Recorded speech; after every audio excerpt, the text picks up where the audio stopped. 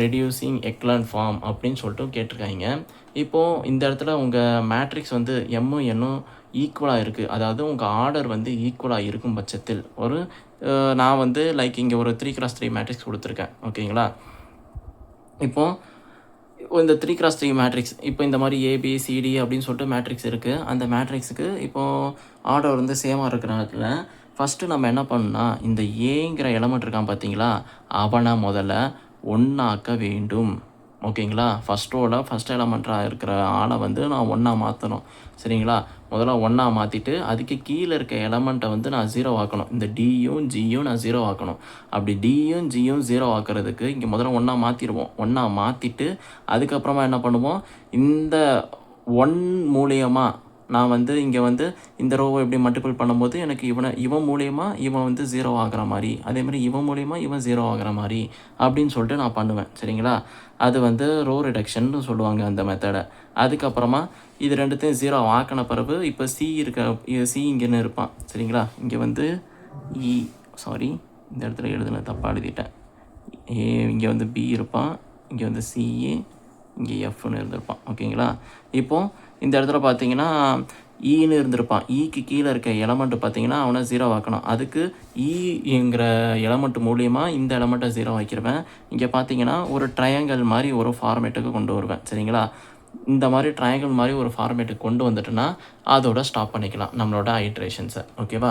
அதே வந்து என்னும் பெருசாக இருக்குது, இந்த மாதிரி பெருசாக இருக்குது, இந்த மேட்ரிக்ஸ் இந்த மாதிரி இருந்துச்சுன்னா அப்போது உங்கள் ரோ ரிடக்ஷன் ஃபார்ம் வந்து இந்த மாதிரி தான் இருக்கும். சரிங்களா? ஃபஸ்ட்டு டிங்கிற ஃபஸ்ட் எலமெண்ட்டை வந்து நான் ஒன்றா மாற்றுவேன்.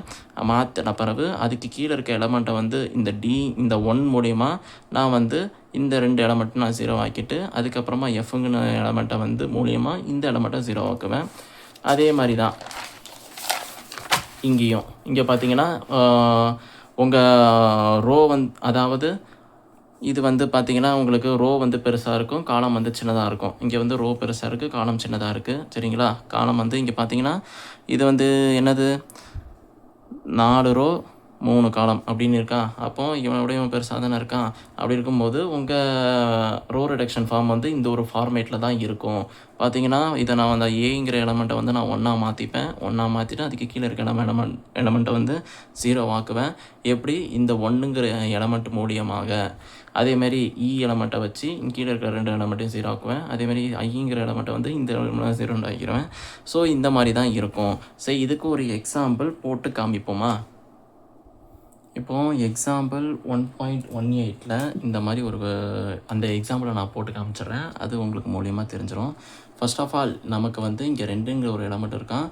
அந்த எலமெண்ட்டை நம்ம 1 ஆக்கணும். அது 1 ஆக்கிறதுக்காக நம்ம என்ன பண்ணுவோம், அதை வந்து டிவைடட் பை உங்களுக்கு இப்போது இந்த 1ங்கிற எலமெண்ட்டை வந்து நம்ம இப்போ ஏன்னு இந்த மேட்ரிக்ஸை வந்து நம்ம இப்படி எழுதிக்கலாம். 2 -3 6 -2 4 2 4 -2 -1 3 -1 7 சொல்லிட்டு எழுதிக்கிறேன். இப்போது இந்த எலமெண்ட் வந்து நான் 1 ஆக்கிறதுக்காக இப்போ நான் என்ன பண்ணுதுன்னா இதை வந்து இந்த மாதிரி நொட்டேஷன் பண்ணும்ப்பா. ரோ ரெடியூசிங்க்கு வந்து இந்த மாதிரி நொட்டேஷன் பண்ணணும். சரிங்களா? இப்போது ரோ 1 வந்து நான் என்ன பண்ணுறேன்னா ரோ 1 வந்து டிவைடட் பை 2ஆல் பண்ணனா இந்த எலமெண்ட்டை வந்து எனக்கு 1 ஆயிடுவான். சரிங்களா? அப்போது 1 -1 2 3/2ன்னு சொல்லிட்டு உங்களுக்கு கிடைக்கும்ப்பா. அப்படி கிடைச்சதை வந்து இப்போ மீதி ரிமைனிங் எலமெண்ட்டை அப்படியே எழுதுங்க. சரிங்களா? இப்போ இந்த மாதிரி எழுதிடுவீங்க. இப்போ இப்படி எழுதின பிறகு உங்களுக்கு வந்து இந்த மாதிரி கிடச்சிருக்கும். ஓகேவா? இப்போது நான் ஆல்ரெடி சொல்லியிருந்தேன் என்னென்னா இந்த எலமெண்ட்டும் 0 ஆகணும். அதுக்கு ஹெல்ப் பண்ணுறவன் தான் இந்த எலமெண்ட்டுன்னு சொல்லியிருந்தேன். சரிங்களா? இப்போ இதை வச்சு என்ன பண்ணுவேன்னு பார்த்தீங்கன்னா இப்போ எனக்கு R2 என்ன பண்ண போகிறேன்னா R2 அதாவது ரோ 2 + 3 × R1 அப்படின்னு சொல்லிட்டு எழுதுவேன். ஏன் எழுதுகிறேன்னு பார்த்தீங்கன்னா இப்போது இங்கே பார்த்தீங்கன்னா உங்களுக்கு இதுதான் R2, இங்கே R1ல் இங்கே 1ன்னு இருக்கான். இதை நான் 3ஆல் மல்டிபிள் பண்ணால் என்ன கிடைக்கும், எனக்கு 3A அப்படின்னு சொல்லிட்டு கிடச்சிரும். சரிங்களா? அப்போது இது இங்கே கால்குலேஷன் இங்கே போடுதேன். -3 4 -2 -1. இப்போது இந்த ரோ 1ங்கிற இந்த ரோ 1 வந்து 3ன்னு ஒரு எலமெண்ட்டை வச்சு நான் மல்டிபிள் பண்ணுறேன். அப்போ இங்கே 3 பண்ணேன்னா 3A -3A 3 2s are 6, அதுக்கப்புறமா 3 3s are 9. அப்போது உங்களுக்கு 9/2ன்னு சொல்லிட்டு உங்களுக்கு கிடச்சிருக்கும். சரிங்களா? இப்போ இதை வந்து ப்ளஸ்ஸால் தான் பண்ணுதேன். சரிங்களா?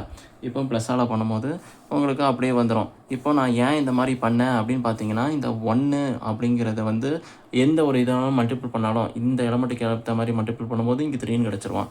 அப்போ ஈஸியாக நம்ம இதோட 0 பண்ணிடலாம். மீதி எலமெண்ட்டை அப்படியே எழுதுவீங்க. இப்படி எழுதிடுவீங்க. இப்போ 9/2 - 1னா உங்களுக்கு 7/2ன்னு சொல்லிட்டு உங்களுக்கு கிடச்சிருக்கும். சரிங்களா? இப்போ அதே வந்து ரோ 3 பார்த்தீங்கன்னா உங்களுக்கு ரோ 3 இங்கே பார்த்தீங்கன்னா எனக்கு 6ன்னு வரணும். சரிங்களா? இந்த இடத்துல நான் ரோ 1 வந்து 6ஆல் மல்டிபிள் பண்ணுவேன். இப்போ என்ன பண்ணால் உங்களுக்கு 0 ஆவான், மைனஸ் பண்ணால் 0 ஆவாங்க. ஏன்னா இங்கே ப்ளஸ் இருக்கான். அப்போ இங்கே மைனஸால் மல்டிபிள் பண்ணால் இவன் 0 ஆயிடுவான். அப்படி தானே? அப்போது 6, 2, -1, 7. இங்கே நான் 6ஆல் மல்டிபிள் பண்ணுறேன். முதல்ல ஃபஸ்ட்டு 6ஆல் மல்டிபிள் பண்ணிட்டு நெகட்டிவ் அதுக்கப்புறம் பண்ணுதேன். 6 -6 அதுக்கப்புறமா 12. இதை நான் 6ஆல் மல்டிபிள் பண்ணேன்னா 6 × 3 18. 18 / 2 9. சரிங்களா? ஸோ அப்போ இப்போ நான் நெகட்டிவ் மல்டிபிள் பண்ணுதேன். நெகட்டிவ். இப்போ இவன் வந்து எனக்கு 0 ஆயிடுவான். சரிங்களா? இப்போ பார்த்தீங்கன்னா உங்களுக்கு 8, இங்கே -13, -2 அப்படின்னு சொல்லிட்டு இந்த மாதிரி கிடச்சிருக்கும். இப்போ உங்கள் பார்த்தீங்கன்னா இந்த 2 எலமெண்ட் நான் 0 ஆக்கிட்டேன். அதுக்கப்புறமா என்ன பண்ணுவீங்க? 1 0 0 -1 4 2 +2 ஓகேங்களா? 2 -2 -1 3/2 -1 7 அப்படின்னு சொல்லிட்டு கிடச்சிருக்கும். இப்போ பார்த்தீங்கன்னா இந்த எலமெண்ட் மூலியமாக இந்த எலமெண்ட்டை நான் 0 ஆக்கணும் அப்படின்னு பார்த்தீங்கன்னா, இப்போ இந்த இடத்துல பார்த்தீங்கன்னா ரோ 3 தான் எனக்கு 0 ஆக்கணும். ரோ 3ல் எனக்கு பார்த்தீங்கன்னா ரோ 3 இதை வந்து நான் என்ன பண்ணுவேன்? 2ஆல் மல்டிபிள் பண்ணுவேன். ஏன்னா இதை 2ஆல் மல்டிபிள் பண்ணால் எனக்கு வந்து என்ன கிடைக்கும்? சாரி, ஒரு சின்ன மிஸ்டேக். இந்த இடத்துல 8ன்னு கிடைப்பான்ல. ஸோ இந்த 8 நம்ம எடுத்து எழுதிக்கிறேன். 8 -13 -2. ஏன்னா இதான் உங்களுக்கு கிடைச்ச ரோ 3. புதுசாக கிடைச்சது இது ரோ 2. சரிங்களா? அதை நான் தப்பாக எழுதிட்டேன், மன்னிச்சிடுங்க. இப்போ இந்த இடத்துல இதுதான் எனக்கு புதுசாக கிடைச்ச ரோ 2. ஸோ அப்போ 0 1 -4 அப்போ இங்கே 7/2ன்னு கிடச்சிருக்கு. ஓகேவா? 7/2. இப்போது இந்த எலமெண்ட்டை காலி பண்ணுறதுக்கு இந்த எலமெண்ட் தான் எனக்கு உதவி செய்கிறான். இப்போ நான் என்ன பண்ணுறேன்னா ரோ 3 வந்து என்ன பண்ணுதேன்? ரோ 3 இங்கே வந்து நான் -8ஆல் மல்டிபிள் பண்ணால் இந்த எலமெண்ட் 0 ஆயிடுவான். ஸோ நம்ம இதுக்கு மேலே நார்மல் கால்குலேஷன் தான். சரிங்களா? 8 -13 -2. இப்போ நான் -8ஆல் மல்டிபிள் பண்ணுறேன். முதல்ல 8ஆல் மல்டிபிள் பண்ணுவோம். ரெண்டாவது ரோவை 8 அதுக்கப்புறமா 8 4 32 -32ன்னு சொல்லிட்டு எழுதுவீங்க. அதுக்கப்புறமா இங்கே வந்து அந்த மாதிரி எழுதி வச்சுருவீங்க. ஸோ இந்த மாதிரி நார்மல் கால்குலேஷன் பண்ணி இந்த எலமெண்ட்டையும் 0 ஆக்கிடுவீங்க.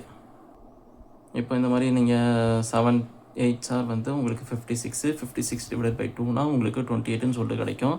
ஸோ 28ன்னு சொல்லிட்டு இந்த மாதிரி எழுதிடுவீங்க. இப்போ நான் த்ரூ அவுட்டாக மைனஸால் மல்டிபிள் பண்ணோம். மைனஸு இங்கே ப்ளஸ் ஆயிடுவான். இங்கே வந்து மைனஸு. ஸோ ஓவராலாக இந்த மாதிரி எழுதி இவனை 0 ஆக்கிடுவீங்க. அப்போது உங்களுக்கு புதுசாக கிடைக்கிற ரோ 3 வந்து பார்த்தீங்கன்னா 0. அதுக்கப்புறமா இப்போ இந்த எலமெண்ட்டை ஃபைனலாக எழுதிடுவீங்க. இதுதான் எனக்கு கிடைச்ச ரோ 3 புதுசாக கிடச்சது. சரிங்களா?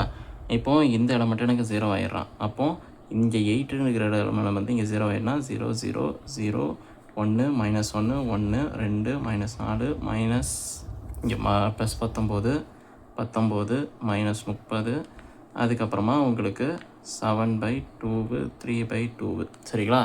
இப்போ இந்த மாதிரி உங்களுக்கு ஃபைனலாக ஆன்சர் கிடச்சிரும். இதுதான் உங்கள் ரோ ரிடியூஷன் எக்லான் ஃபார்ம். இதோட உங்கள் ஆன்சர் முடிஞ்சிருச்சு அப்படின்னு சொல்லிட்டு என்ன பார்க்கணுன்னா நம்பர் ஆஃப் நான்-0 ரோ அப்படின்னு சொல்லிட்டு பார்க்கணும். நான்-0 ரோ. இப்போது நம்பர் ஆஃப் நான்-0 ரோ பார்த்தீங்கன்னா 1 2 3 எலமெண்ட் இருக்கான். அப்போது உங்கள் ரேங்க் ஆஃப் ஏன்னு பார்த்தீங்கன்னா உங்களுக்கு 3 அப்படின்னு சொல்லிட்டு எழுதிடலாம். ஓகேங்களா? இன்கேஸ் உங்களுக்கு இது வேறு ஏதோ ஒரு மேட்ரிக்ஸ் வச்சுக்கோங்களேன். இங்கே கீழேயே ஒரு 0 சேர்த்துக்கோங்களேன். இப்படி 0 சேர்த்துனா அது டம்மியாக இங்கே 0வாக தான் இருந்திருக்கும். ஓகேங்களா? இப்போ பார்த்தீங்கன்னா நம்பர் ஆஃப் நான்-0 ரோ பார்த்தீங்கன்னா அப்பவும் உங்களுக்கு 3 தான். இந்த இடத்துல நம்பர் ஆஃப் 0 ரோ அப்படின்னு பார்த்தீங்கன்னா